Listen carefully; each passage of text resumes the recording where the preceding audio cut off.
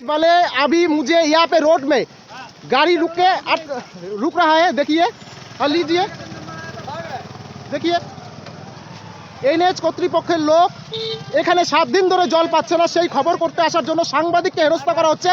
আমার গাড়িকে রীতিমতো, এই গাড়ি দাঁড়িয়ে আছে, রীতিমতো ওরা আমার গাড়িকে আটকাচ্ছে, আমার ছবি নিচ্ছে। এনএইচ কর্তৃপক্ষ যারা এই মহাসড়ক নির্মাণে কাজ করছে, আমি গাড়ি এখানেই রেখেছি, আমি দেখাবো সেই ছবি আপনাদেরকে। এখানেই গাড়ি রেখেছি, আমার গাড়িতে রীতিমতো টাচ করে ওনারা ছবি তুলছে ওনাদের কর্মচারীরা। আমি একটুকের জন্য বেঁচে গেছি, পড়ে যাচ্ছিলাম, ওনাদের আমাকে আমার গাড়ি চলন্ত অবস্থায় আমার গাড়ি দাঁড় করিয়েছে। 7 দিন ধরে জল পাচ্ছে না এই এলাকার মানুষ, এবং সেই সঙ্গে যারা এই রাস্তা দিয়ে যাতায়াত করছে ধুলোতে অন্ধকার, রাতের বেলা ধুলো জল দিচ্ছে, আর ওনারা আমার গাড়ি এভাবে রাস্তায় আটকে আমার ছবি তুলছে। এনএইচ কর্তৃপক্ষের লোক।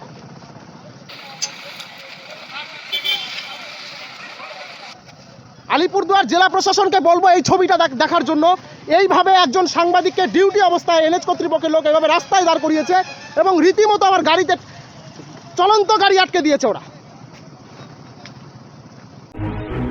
গত সোমবার পলাশবাড়িতে মহাসড়কের একটি কালভার্টের কাজ করতে গিয়ে পিএইচের মূল পাইপলাইন ভেঙে যায়।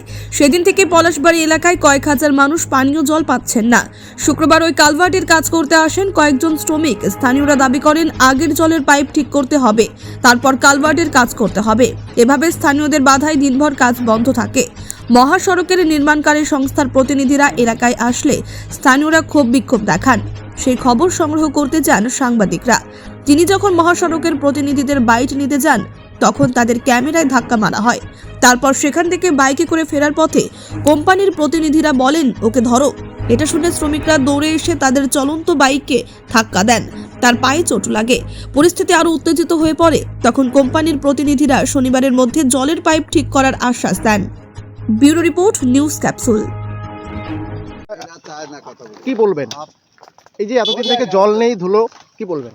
আপনি ক্যামেরায় হাত দিতে পারেন না, আপনি ক্যামেরায় হাত দিতে পারেন না। আপনার নাম?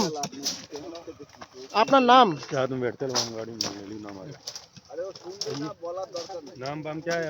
सारे इशू कर लिए क्लियर, क्या मतलब है? क्या मतलब सारे इशू तुम क्लियर कर लिए? আপনারা ক্যামেরায় হাত দিতে পারেন না, এটা আমার ডিউটি। ड्यूटी है ना तो ड्यूटी कर ले आराम से। हाँ, ड्यूटी क्लियर हो गई ना, तूने सभी समस्या का समाधान ले लिया ना। हाँ, जा, क्या मतलब समाधान है वही मुझे बताइए। वो कल हो जाएगा उसका समाधान। कल हो जाएगा। आपका वो जो पानी डालने वाला गाड़ी रात 10 बजे पानी डाल रहा है, दिन में धूप उड़ रहा है, रात में पानी डाल रहा है, क्या बोलेगा?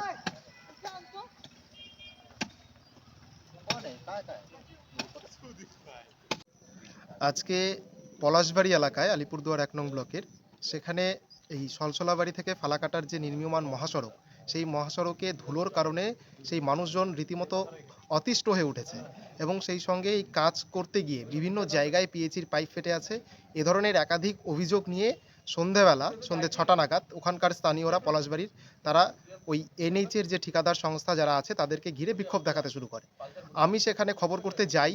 খবর করতে গেলে সেখানে রীতিমতো এনএইচের যে নির্মীয়মান মহাসড়কের ঠিকাদার সংস্থার কিছু মানুষ, কিছু ব্যক্তি যারা রীতিমতো আমার ক্যামেরা বুম ছিনিয়ে নেওয়ার চেষ্টা করে, আমার গায়ে মানে কী বলে ধাক্কাধাক্কি শুরু করে, এবং সেই সময় আমি ওখান থেকে বেরিয়ে আসি।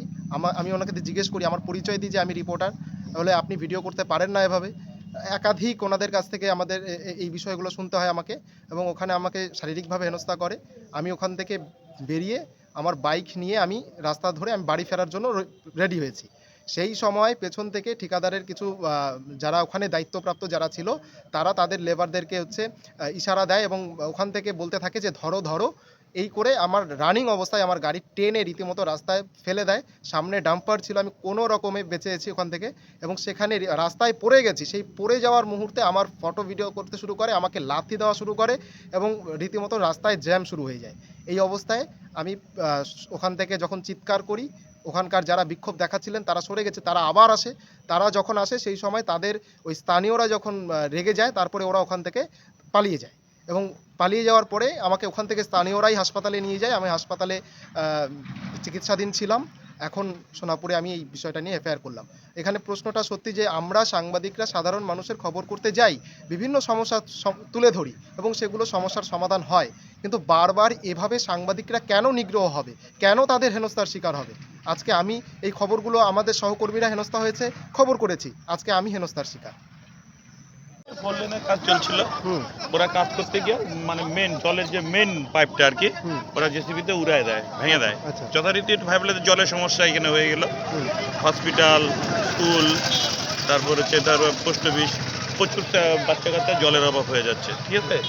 এবার ঘটনা হচ্ছে ওটাকে তো ওটা রিপেয়ার করে দেওয়ার কথা উচিত ওদের, কিন্তু ওরা 7 দিন হয়ে গেলেও রিপেয়ার করছে না এখন অব্দি। 7 দিন ধরে পরিশুদ্ধ মোটামুটি পানীয় জল বঞ্চিত। বঞ্চিত আর কি, মোটামুটি 7 দিন যাবত ওরা আর রিপেয়ার করছে না এটা। ওটা তো তার জন্য হচ্ছে আমাদের ডিমান্ড যত তাড়াতাড়ি সম্ভব ওটা রিপেয়ার করে দাও। পলাশবাড়িতে তো 3টে স্কুল, এখন 3টে রেগুলার ক্লাসও হচ্ছে, হয়তো ক্লাসও হচ্ছে, জল পাচ্ছে না। হাসপাতাল রয়েছে। একটা হাসপাতাল রয়েছে একটা, হ্যাঁ। এবার হচ্ছে কথা হচ্ছে আমাদের ডিমান্ড যত তাড়াতাড়ি সম্ভব পারলে এখনই এটাকে রিপেয়ার করে দাও। ওদের কোনো গ্রাহ্যই নেই যে এটাকে রিপেয়ার করতে হবে, একটা দায়িত্ব থাকে তো কমসে কম, যে আমার দ্বারা এটা নয়, আমার দ্বারা ভাঙা পড়ে গেছে, অন্তত রিপেয়ারটা তো করবে তো ওরা, দায়িত্ব পড়ে তো। ঠিক আছে, এটা আমার কাজ করতে গিয়ে আমি ড্যামেজ করলাম, এটা রিপেয়ার করে দিই, কিন্তু ওরা রিপেয়ার করছে না। আর কথা একটা নেগেটিভ ওদের সেন্স, কিছু বললেই ওরা হচ্ছে পুলিশের ভয় থাকে। এটা কী ধরনের ব্যবহার কোম্পানির? এটা বললেন কর্তৃপক্ষ পুলিশের ভয় দেখায়, পাবলিক জল পাচ্ছে না এটা বলতে গেলে, এটা রিপেয়ার কথা বলে করার কথা বলা হলে ওরা পুলিশের ভয় দেখায়। এটা কি ধরনের ওরাদের কথাবার্তা? এটা সমরজিৎ দেবনাথ।